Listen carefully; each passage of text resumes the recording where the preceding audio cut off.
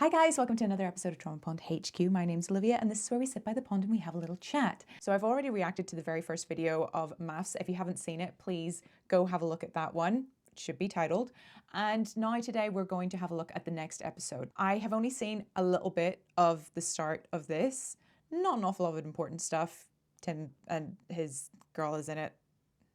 I really get the creeps about this guy. I really, really do. Now we're going to look at the next couple of couples. Because I think that there's going to be some interesting things to find here. There's a couple of characters in this lineup and I think that they're going to be, they're going to be entertaining. But I think as well, I think there's going to be a lot of drama in this season. Even more so, I don't know how they build up on so much drama every single year. Like, how does this happen? We're about to go into World War III. Why am I commenting on this? I don't know. Let's get into it for episode 2 of MAFS. Somebody asked this question one day, rate yourself 1 out of 10. I reckon I'm a 4, but I figure my personality might win her over. You know, it's what all us average people say, we've got great personalities. No, I think he's cute. I work in sales. How would you describe him? You know, he's kind of a fixer-upper, a few dings in the bodywork, but, you know, paint job, you know, head down to boat repair, get some new wheels. We can work with this. My last real relationship would have been 5 years ago. The last one stung. Why did you break up? She found somebody better. He's a very broken man. It's hard to say that, yeah. Yeah. I was severely hurt for years. Label that you've attracted, the Tin Man. Can you talk me through that so that I can be really clear on what you mean? Okay, I like the tattoo. Oh bless, he seems to be very broken. So there's an awful lot there that I'm feeling a lot of pain from this guy through the screen. So yeah, there's a lot going on with this guy. I feel bad for him.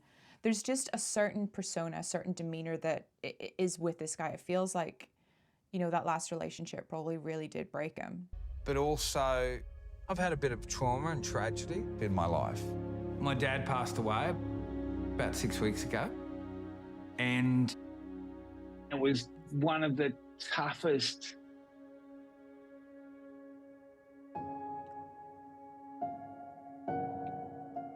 So sorry.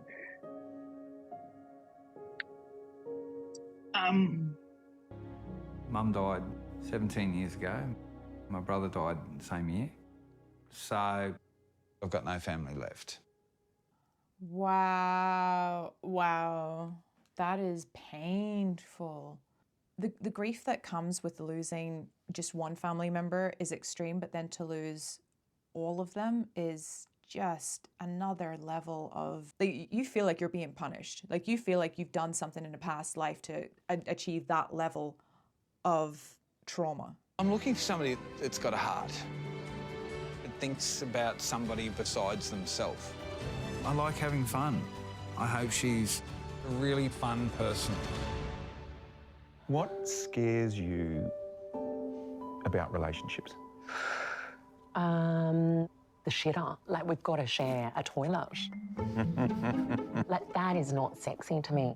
Love it. Loving your honesty. Having to share the bathroom. I'm not going to say what she said.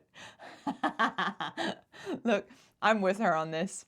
I think separate bathrooms is a necessity in a relationship. One has to be his, one has to be hers.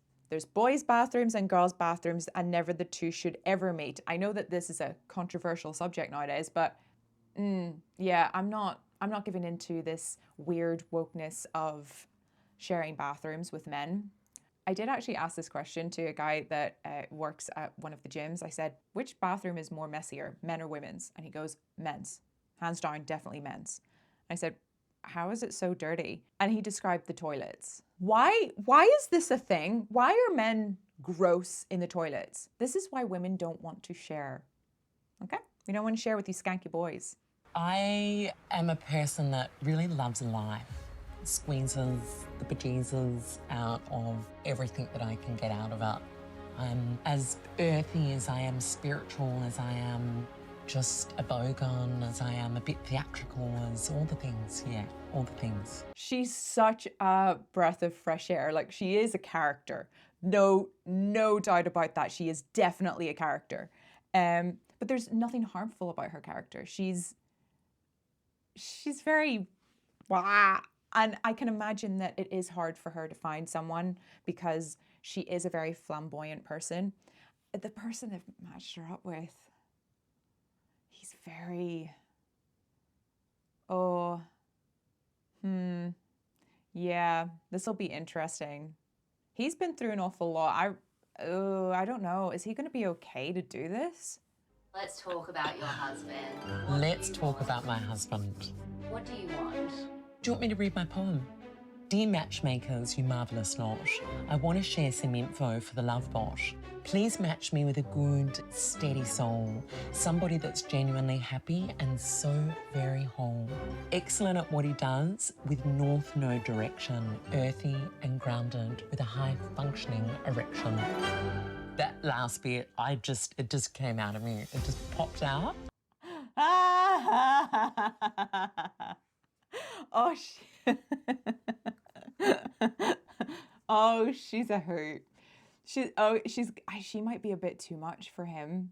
He doesn't seem very front forward. I think he's very sexually reserved, but I actually think the reason why he's sexually reserved is because he's dealt with so much heartache. I don't actually think it has anything to do with him as a person. I think maybe in his past life, like whenever he was younger, he would have ridden rings around people. He seems like that kind of a person, but given the fact that he has had so much tragedy in his life, I'm gonna say that it's gonna be a challenge for her, because I don't think he's gonna be as sexually driven as she is. But she is very compassionate, so I think that's gonna help, maybe? I don't know. I'm Jack. I'm a personal trainer from the Gold Coast and I'm 34 years old. We just look for range of motion, coming down, core stability.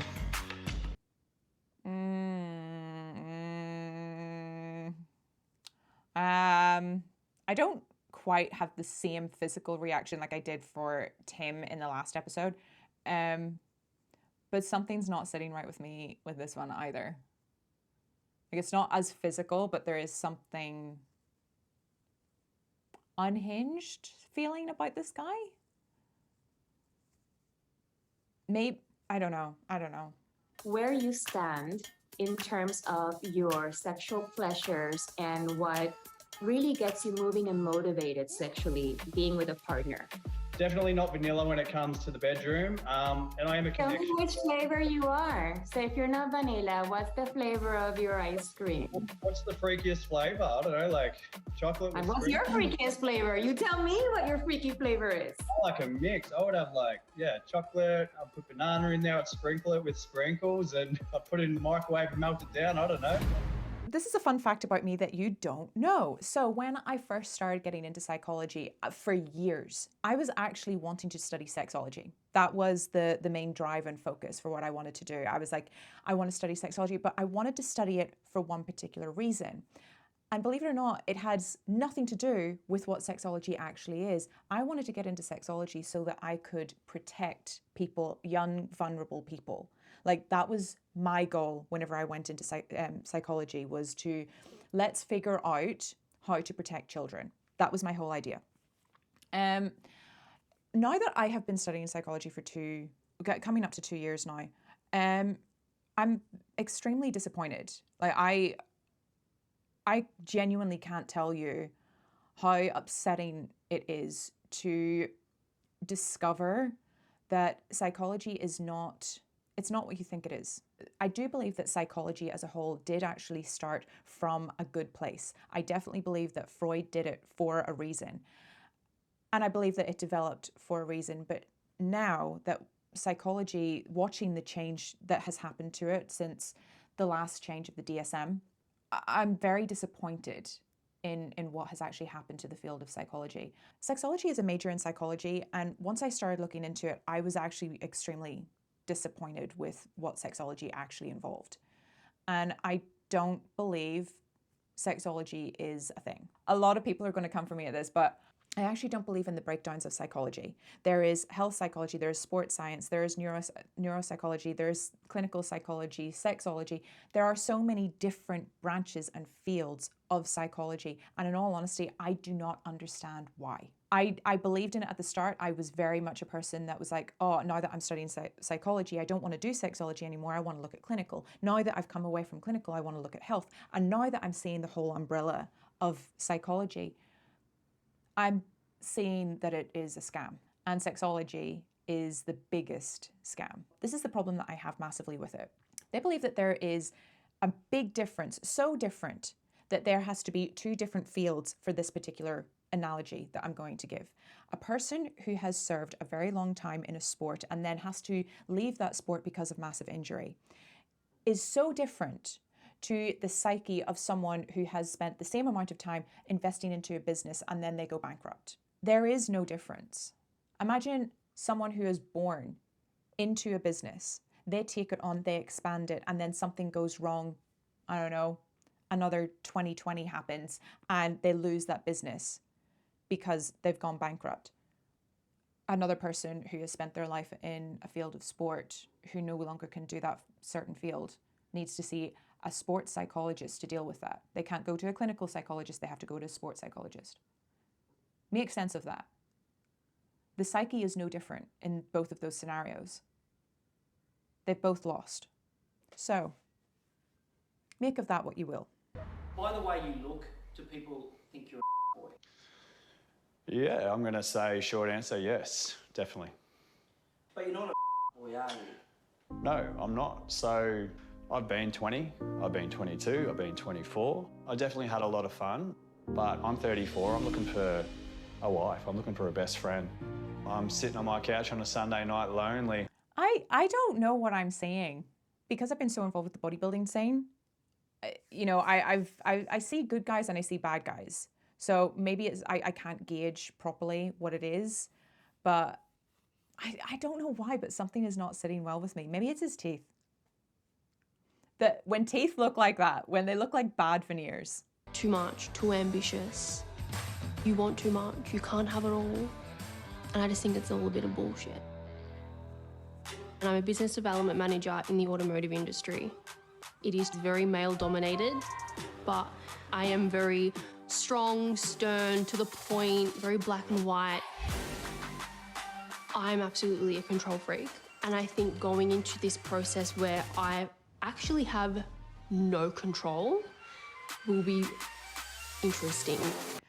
Okay, look, I've worked in the car industry. I'm giving so much of myself away. Oh, well, it is what it is. I've worked in the automotive industry myself. I'm not saying all women, okay? But when I was working in the industry, there was quite a few women in different fields. I was in aftermarket. I had a gorgeous, gorgeous friend at the dealership who was doing finance. She was the rarest breed of finance that I've ever met in my life. And then you had the car saleswomen, the managers, marketing people. Here's the thing. Anyone who has worked in the automotive industry more than 5 years, avoid like the plague. Okay? There's a certain type of personality that is required for that particular industry. She's perfect for it. And I don't want to say that she is exactly like the women that I had worked with in the industry. And believe me, narcissism is rife in women who work in the car industry. That's why I couldn't last there. Like, I think I was close to 4 years. There's a lot of problematic behavior with women in the automotive industry, and it comes with a lot of control. People will actually get confused between OCD and control freak. It's not OCD. You just have control problems. And when you have control problems, well, that's more of a personality, that's more of a different personality problem. Actually stunning. Bitchy Cinderella. That's nasty, Melissa. You know, I don't need a person. I don't need a partner. Ooh, wow. Isn't it nice? Pause. But I want a person. It's beautiful, Dal. And because I am so independent, I really struggle finding a partner and I need some help. I don't like it when people turn around and say that they don't need someone. Actually, believe it or not, everybody needs someone. You can't really live your life completely alone. We are humans. We are social beings. So there is actually an element of needing to have someone. It actually does an awful lot for your health. Men and women actually need each other because they need to have a healthy dynamic for themselves as well as a family unit. Just based on the hormones alone, the amount of oxytocin, serotonin, endorphins that you get from being in a relationship, a good, healthy relationship, it makes you so happy. And it does actually do wonders for your health. So yeah, I'm not a big fan of people that say that they don't need someone. You actually do. You're delusional if you think that you don't. I do want the fairy tale, you know, I want the husband, the house, the European SUVs. I live a very certain way. Just cleanliness, no clutter. Some people call it OCD. I call it normal.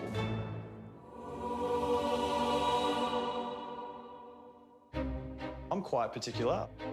I have a few OCD tendencies, I would say. I like to put my shoes on a certain way and pull my socks up even height. And everything in my house has a place. Everything's nice and neat and tidy. Oh, All my food's jacked. laid out. I know where it is. Pretty much open my drawer up and yeah, you're going to have 20 cans of tuna and about 10 bags of rice in there. I need to point this out. I can't stand it when people say that they have OCD tendencies or they have OCD. I really can't stand it because people who actually have OCD, their life is debilitating. It is crippling for them. Okay, they cannot leave without making sure that the things that they are very frantic about, it can take them up to an hour before they can leave a house. So that is what OCD is. If you went to a psychologist and said, I like to have things a particular way, they're not going to say that you have OCD. They will never say that you have OCD. They will say that you have control problems, that you are a control freak. And what comes with being a control freak is more cluster B traits as opposed to what OCD traits are, which are cluster C traits. So no, you do not have OCD. You have control issues, which is always concerning. If she's up meditating, we've got a real problem on our hands. You know, those...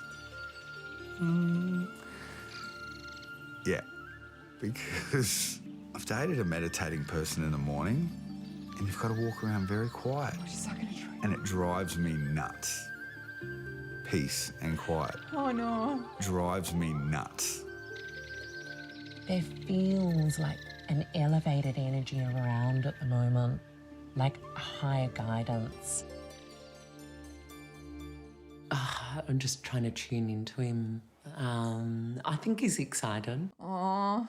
Okay, I will say this. I actually am a big fan of meditation. I regardless if it's meditation or whether it's prayer or as long as you're just taking time for yourself, there is definitely something that comes from that just by trying to center yourself and understand why you are acting a certain way, reacting a certain way. It's always good to take a moment and reflect on you before you actually do certain things. I do this an awful lot with my clients who are struggling with weight loss. And I love it whenever I hear that they've reevaluated themselves in a certain way. It's really nice. Sometimes they do better than me. Rejection's always the biggest fear. Nobody likes to get rejected, hence the Tin Man. I suppose he's getting somebody that is quite a character, if I don't say so myself. I love that she said that. She knows she's a character. Okay, all right. I'm very much an upfront person. Like if I was to meet Lucinda, I would say to her face that she's a character. I very much do tell people to their faces exactly what they are. Doesn't go down too well, but I don't care. If someone shows disrespect to themselves, I will say, well, I don't respect you either. So, but if you want respect, you gotta work on your own. Unclench your bottom. I have no clue who's going to be walking down the aisle. This could be a massive disaster. Oh, stop, really? She does look gorgeous, though. I couldn't have put in a more fabulous order. And I really hope the experts bestow me with I'm that sorry, amazing- wait. Can we just take a moment to appreciate that view? Australia is great, isn't it? Thought I had a little more time. Oh, he looks like he's got a nice stature. walking toward him. I thought, solid and nice bum. Like, I was actually just checking him out, being a total perv. Yeah, look, I do believe that women need to have a little bit more of a reserve about how they view men. I know quite a few guys that are in the stripper industry, and the horror stories that they talk about older women just latching themselves onto them. Look, there's a double standard there. That's not allowed in a strip club where men go to watch half-naked women. Why is it allowed for women to do that to half-naked men? It's just, rein it in, ladies, okay? Rein it in. Don't come down to the level of men, all right? Just because, no.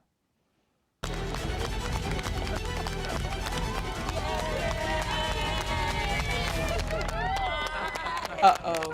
Oh, look at this gorgeous creature.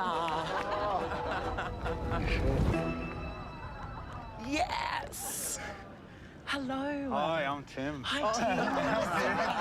So weird. Wow. How you going? Hi. Good to meet you. Yes. How are you feeling? Weird. I feel so awkward. I feel so awkward. That doesn't look like a happy bunny. Okay. Oh, I'm trying not to cry. Okay. Let's try. Yes. First impressions? I really like him. He's such a big hunk of spunk. Yeah, me too, you great hunk of spunk. I mean, look at him. He's just handsome, tall, like tick, tick, tick, tick, tick, tick, tick, tick, tick. How tall are you? 5'10". Am I really one? Wow, she's 5'10". I'm almost 5'9". Like, not, I'm not 5'8" and I'm not 5'9". I'm like a little bit more towards the 5'9". And it's hard being this height dating. So for her, it would be even harder dating. I don't think it would be harder for her because I don't think that she would be that superficial. But yeah, it's hard being this tall and wanting to meet a man that you know that can protect you. Women want men that they know can protect them. Are you from the Gold Coast? I'm from Byron. Right. Yeah. Why is that a reaction? What was your question? What do you think? Okay. She's a great-looking girl. She had a great smile. I loved her dress. Before we proceed, Lucinda would like to invite ceremonialist Kate to conduct a blessing. But I'm getting the sense that she's a spiritual energy type of person, which is very, different. Yeah. What I would like to invite you to do, first of all, is to close your eyes for a moment. So just closing down your eyes, arriving in the space fully in your body. He's I feel bad for him. This poor guy, this is not what he wanted. This is not what he signed up for. But you never know. Like, was it a sacrificial chicken or did you just find that wing? Bring your hands down to your womb or your energetic womb. I just can't get into it. I was waiting for something to fall out of the sky and just hit me. Oh. Bless your minds. I can feel rain. And just like, goddamn angel, all my prayers have been answered. That's rain coming out of those hills. It's rain. Yeah, I felt it. May you only have... I think he's more spiritual than he thinks. Like, who wishes that something would come down and hit, and then all of a sudden you end up with a Queensland storm? For those of you who are not from Australia, there is something weird that happens up in the northern parts of Australia. Like, it is storms like you've never seen. They're pretty good though. They're fun. Sunshine State, my ass. Oh, here it comes. Shit. Now shit gets real. Everybody, run for cover. Oh, God. You all right? He's gonna have a baby. Maybe it was the big fella up there just saying, hey, take 5. That better not be an omen. Which I really appreciated. It's every bride's worst nightmare. Is this how you imagined your wedding ceremony going so far? I think it's better. I'm ready to take two. Take two. Nothing about this day has been normal. Not a thing. I think his wedding is pretty much going to be his entire experience with Lucinda. Everything not normal. And I think it's going to be good. I think it's going to be good for him.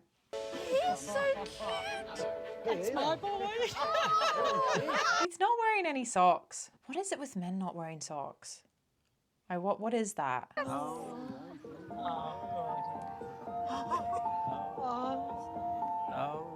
Hi, Hey, I'm how are ya? Tori. Nice Jack. to meet you. Nice to meet you. It's How not are you? blown away. Yeah. Hold these. Please? Thanks. Hold these, please. Okay. You nervous? Yes. You look great. Thank you. You look true. Thank you. Okay, let's get married. Yeah. She's got a really nice smile, or just a really nice presence about her. I'm an energy guy, and I liked her energy. You'll notice that I'm not going to like look at the vows because I don't know where these vows come from. The vows are potentially written by them and also the producers. I wouldn't be surprised if they actually do write up something and then the producers add little bits. We do have to take everything that happens on the show to be taken with a pinch of salt. These are actual, genuine people. These are not actors. So I look at the reactions from them as opposed to what is actually happening because the vows don't actually mean anything. You have really nice eyes. Thank you. I think they're similar colour. Yeah? Did you look at them? No, look at his teeth. Teeth. We'll talk about that. We'll discuss. Great teeth. Great teeth. Good teeth. It's one off the list, guys. One off the list. She complimented my teeth, so I'm going to assume she thinks I'm attractive. I can't stand his smile. Those teeth are way too white. Like, I don't understand this whole thing with the veneer white. I don't, it's too unnatural. Do you think you got your work cut out for you, Jeff? I don't think so.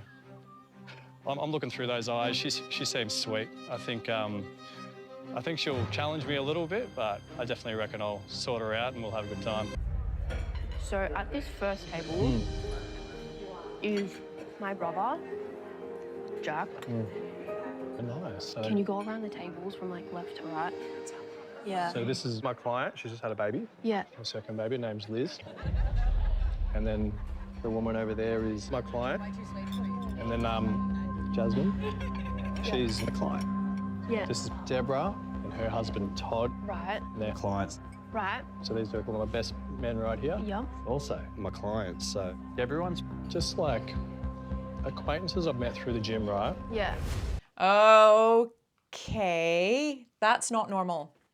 That is very much not normal. So I work in the industry as well. Your clients are your clients. Okay, there's very much a detachment. Don't get me wrong, there's going to be a couple of people that might be able to sift their way through. And if anything, it's at most 2 or 3 that might be able to worm their way into your inner circle. He has all clients there. Like, that's way too many. And it doesn't matter the fact that it's been 10 years that he's been in the industry. To have a personal relationship beyond your client relationship is very, very rare. Like, how many doctors are friends with their patients? How many business owners are friends with their clients? Think of it like that. That's what this is. So it's kind of disturbing that he doesn't have friends there and they're all his clients. So why would you only have your clients? That's weird. No friends at all? When it comes to Jack, I just have this weird feeling. It's just an intuition that I have. I like her. Like, majority of the guests here are his clients. He and I met at the gym, because obviously he works at the gym. Kaz and I used to train together, and he trains her now, because he's very serious with his clients. You know, you are a reflection of your friends and the company that you keep. Where were his high school friends? Where was the best friend? Is this a reflection of his inability to have long-term relationships? I have to say, I'm looking forward to you coming back, mate. I didn't go to the gym last week.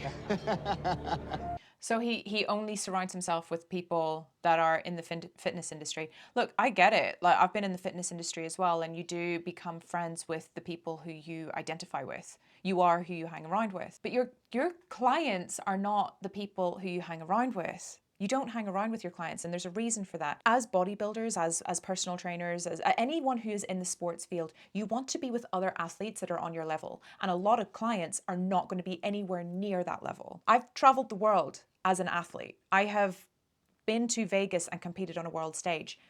There is no way that any of my clients are going to get to that level. And if they do get to that level, they're in with it. They're in with it. I loved my old coach because we got to that level. We got to Vegas, you know, in our careers. So these people seem like seat fillers. This is weird. All right, back to the other ones. That's it. No, just come together there. Nice. PDA doesn't come naturally to me. I don't like strangers touching me. Keep coming, keep coming. That's just uncomfortable. It feels really comfortable to be intimate and close with Timothy. I like looking into your eyes. Really? Yeah. I think he's sexy. The experts have done really well. Oh, they're so not on the same page. Oh, this is not, I shouldn't say that this is funny. I shouldn't say this is funny, but this is kind of funny. Do you have kids? No. Right. Yeah. No. Do you have children? No. Okay. Yeah. And where is your family? All dead. Okay. Mm. But yeah. Yeah.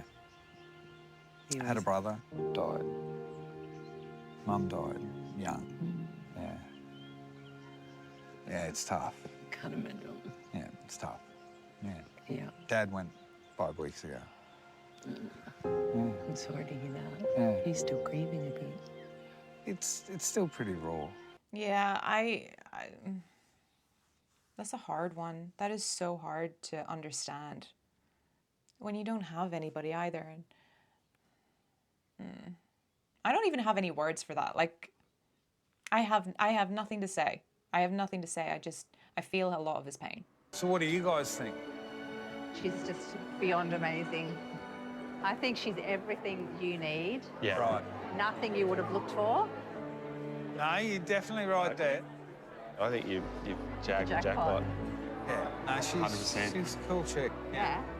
Lucinda definitely surprised me from the moment I met her till now. She hasn't faltered at all, where I feel that I've stumbled a little bit along the way and she's been right there. So, yeah.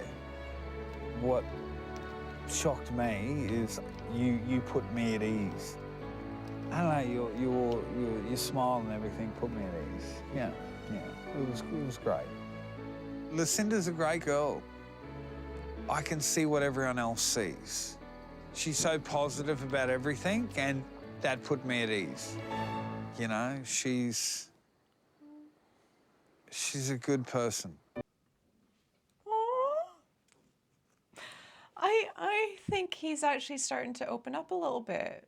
Oh, I'm excited for him. I really genuinely hope that this is something that is good, because she definitely seems to be a beautiful person, like inside and out. So I'm excited for this one. I think it's going to be great. I want to drink. Oh my God. I just have this weird feeling about Jack. It's just an intuition that I have. And I don't want Tori to leave this evening on this high and not be privy to orange flags. What are you thinking? Honestly. I think he comes from a really good family. Yeah. But there is something about him that is like reserved and guarded, but I don't know what it is. I don't know if you feel that energy. Like, I know that he's like quite sure of himself, but he's quite Like, he's a secure person, and I can tell that. Oh, sweetie, you've never met a bodybuilder before. There is no such thing as a bodybuilder who is secure. It doesn't exist. Oh boy. He's not secure and he doesn't have any friends at his wedding. Oh boy, this is actually the cogs in my head are going off. Probably not to the same extent as her friend. Her friend is good. I like her friend. Her friend knows stuff. So I'm very happy that she does have a good friend. I have been that friend where I have said to my friends, like, look, I don't like the guy that you're with, but I'm going to let you figure it out for yourself. And was I right? Yeah, I was right. You always need people who you trust in your life to tell you what is right, because you can't see it. Your life is the equivalent of being on a stage. Everyone else in the audience can see what is going on the stage around you, but you being on the stage, you can't see everything that they see. That's how I make the analogy of life. So that's like, even therapists have therapists because they can't evaluate their own lives. They need someone else to do it for them. This is the crux of understanding life for what it is. So people will say, oh, why didn't you see this coming? I'm like, well, how are you supposed to? Why didn't you do something to help them? Sometimes you just have to let the roller coaster ride. This is going to be interesting. For me, I'm kind of like, why is everyone here a client of yours? Where are your long-term relationships? Because that's what I want to see. I want to see that you can maintain a long-term relationship. It doesn't have to be romantic. Yeah. But where is that?